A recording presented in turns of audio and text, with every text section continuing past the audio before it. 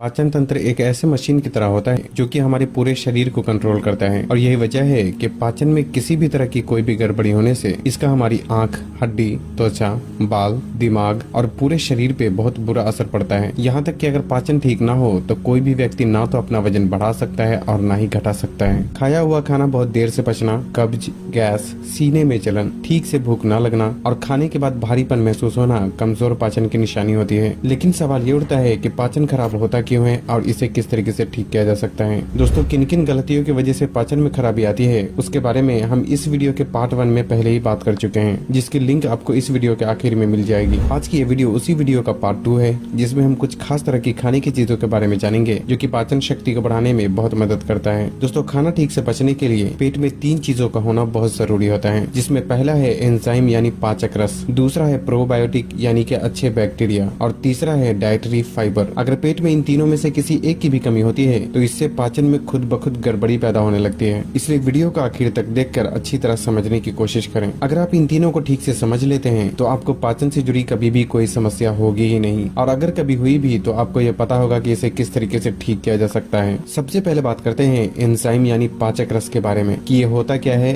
और कौन कौन सी चीजों को खाकर इसकी कमी को पूरा किया जा सकता है। दोस्तों, पाचक रस हमारे पेट में खाने को तोड़ने का काम करता है, इसलिए खाना जल्दी और आसानी से पचने के लिए पेट में पाचक रस की सही मात्रा का मौजूद होना भी बहुत जरूरी होता है। शायद आपने ध्यान ना दिया हो, लेकिन जब भी आप पाचन से जुड़ी समस्याओं के लिए डॉक्टर के पास जाते हैं तो अक्सर ही डॉक्टर जाइम के नाम से बोतल में एक दवाई देता है। दरअसल उस बोतल में एंजाइम यानी पाचक रस ही दवा के रूप में मौजूद होता है, लेकिन आमतौर पर हमारे शरीर में बिना दवाई के ही लगभग 3 तरह से पाचक रस की जरूरत प्राकृतिक रूप से ही पूरी हो जाती है, जिसपे हमें और आपको ध्यान देने की जरूरत है। पहले तो हमारे मुंह के अंदर जो लार होती है उसमें भी पाचक रस मौजूद होता है, इसलिए खाना जितना ज्यादा चबाकर खाते हैं उतनी ही ज्यादा मुंह की लार भी खाने के साथ पेट में पहुंचती है और उस लार में मौजूद पाचक रस खाने को आसानी से पचाने में मदद करता है। इसलिए खाना हमेशा ही अच्छी तरह चबाकर खाना चाहिए। आमतौर पे एक लुकमे को कम से कम 30 से 35 बार चबाना एक बेहतर तरीका माना जाता है। उसके बाद खाना पेट में जाने के बाद हमारा पेट भी पाचक रस प्रोड्यूस करता है, जिससे कि खाना को और भी अच्छी तरह तोड़ना आसान हो जाता है। लेकिन यहाँ समस्या ये है कि अक्सर ही लोग खाने के तुरंत बाद ही पानी पी लेते हैं और खाने के तुरंत बाद पानी पीने से पेट में पाचक रस की मात्रा ठीक से नहीं निकल पाती, जिससे कि पाचन में गड़बड़ी होने लगती है। इसलिए पानी हमेशा ही खाना खाने के कम से कम आधे घंटे बाद ही पीना चाहिए ताकि पेट में पाचक रस ठीक से निकल सके।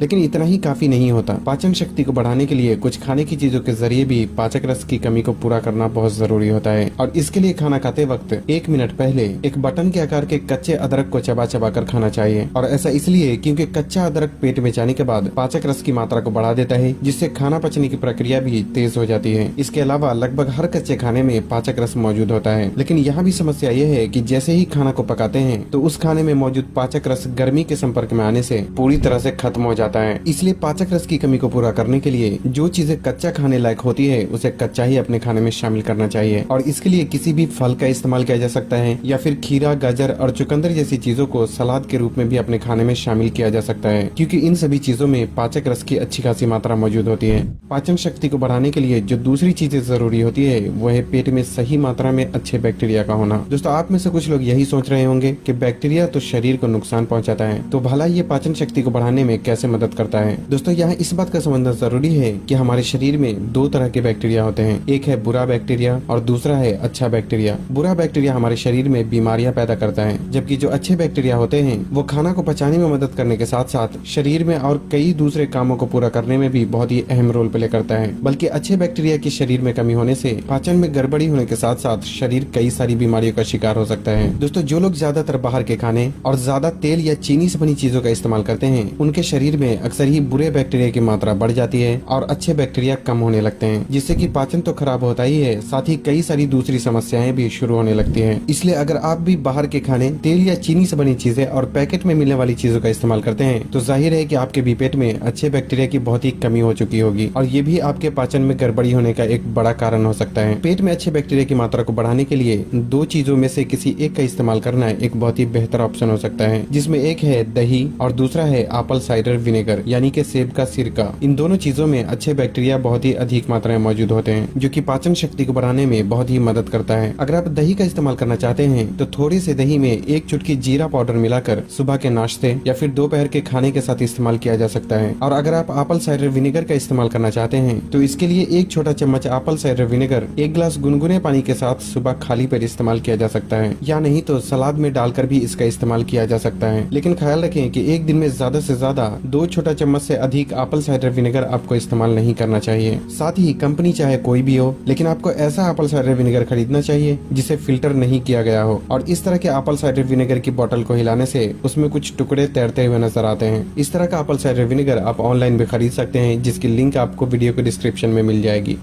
पाचन शक्ति को बढ़ाने के लिए जो तीसरी चीजें जरूरी होती है वो है डाइटरी फाइबर। दोस्तों, अगर आपके खाने में फाइबर ना हो तो आपको कब्ज होना और खाने के बाद पेट में गैस बनना पक्की बात है। और ऐसा इसलिए क्योंकि वो खाने में मौजूद फाइबर ही होता है जो कि सभी पोषक तत्वों को कंट्रोल करता है और ये आंतों में जमे वेस्ट पदार्थ को शरीर से बाहर निकालने का भी काम करता है। इसलिए हर किसी के लिए ये समझना जरूरी है कि किस खाने में फाइबर होता है और किस खाने में नहीं होता। दोस्तों, किसी भी खाने में जो रेशे होते हैं उसे ही फाइबर कहा जाता है, जो कि खाने को पचाने और आंतों में जमे वेस्ट पदार्थ को नीचे की तरफ धकेलने का काम करता है, जिससे कि कब्ज की समस्या हमेशा ही दूर रहती है। लेकिन समझने वाली बात यह है कि बाहर जो चीजें खाने के रूप में मिलती है उसमें तो वैसे भी फाइबर बिल्कुल भी नहीं होता, लेकिन जो खाने घर में पकाए जाते हैं उनमें से भी कुछ खाने में फाइबर नहीं पाया जाता, जैसे कि सफेद चावल, महीन आटे से बनी रोटी, मैदे से बनी चीजें, गोश्त, मछली, अंडा और सभी तरह के नॉनवेज में फाइबर बिल्कुल भी नहीं पाया जाता। यही वजह है कि जब आप रोटी या चावल के साथ किसी भी नॉनवेज का इस्तेमाल करते हैं तो अगली सुबह आपको कब्ज की समस्याओं का सामना करना पड़ता है, क्योंकि जो खाना आपने खाया था उसमें फाइबर था ही नहीं। लेकिन इसका मतलब ये बिल्कुल भी नहीं है कि आप रोटी, चावल या गोश्त, मछली नहीं खा सकते, बल्कि जब भी आप इन चीजों को खाते हैं तो साथ में 1 से 2 ऐसी चीजों को जरूर खाना चाहिए जिसमें फाइबर ज्यादा मात्रा में मौजूद हो, ताकि शरीर में फाइबर की जरूरतों को भी पूरा किया जा सके, जिससे कि कब्ज और गैस की समस्या न हो। सवाल ये उठता है कि फाइबर की कमी को किस तरीके से पूरा किया जा सकता है। दोस्तों, 2 तरीके हैं जिससे कि फाइबर की कमी को पूरा किया जा सकता है। पहला है खाने की चीजों के जरिए और दूसरा है फाइबर सप्लीमेंट के जरिए। खाने की चीजों में फल,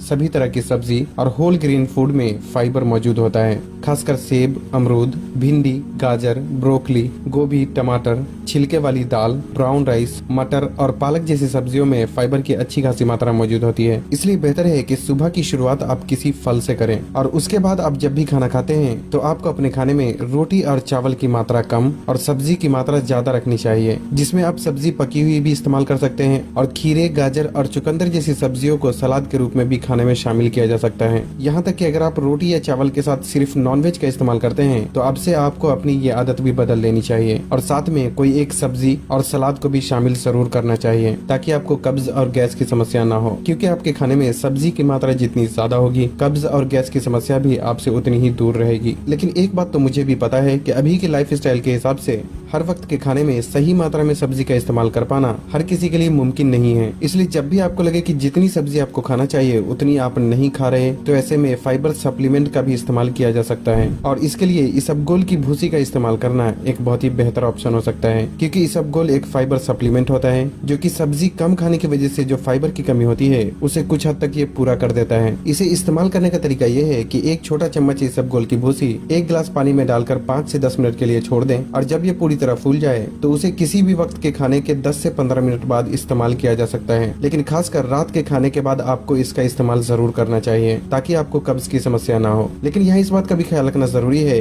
कि इसबगोल की भूसी आपको हमेशा ही बिना फ्लेवर वाला ही इस्तेमाल करना चाहिए, क्योंकि वही प्योर होता है और उसी से फायदे भी मिलते हैं। और यहाँ एक बात का और ख्याल रखें कि सब्जी को छोड़कर आपको पूरी तरह से इसबगोल पे ही डिपेंडेंट नहीं होना चाहिए, क्योंकि इसबगोल से सिर्फ शरीर को फाइबर मिलता है, जबकि सब्जी और फल का इस्तेमाल करने से फाइबर के साथ साथ विटामिन और मिनरल्स भी शरीर को मिल जाते हैं, जो कि शरीर के कई तरह के फंक्शन में मददगार होते हैं। इसलिए इसबगोल की भूसी इस्तेमाल करने के साथ साथ जहाँ तक हो सके फल और सब्जियों को भी अपने खाने में शामिल जरूर करना चाहिए। अगर आपको ये वीडियो हमारा अच्छा लगा हो तो वीडियो को लाइक करिएगा, सभी दोस्तों में वीडियो को शेयर करिएगा और हमारे फेसबुक पेज को फॉलो करना मत भूलिएगा।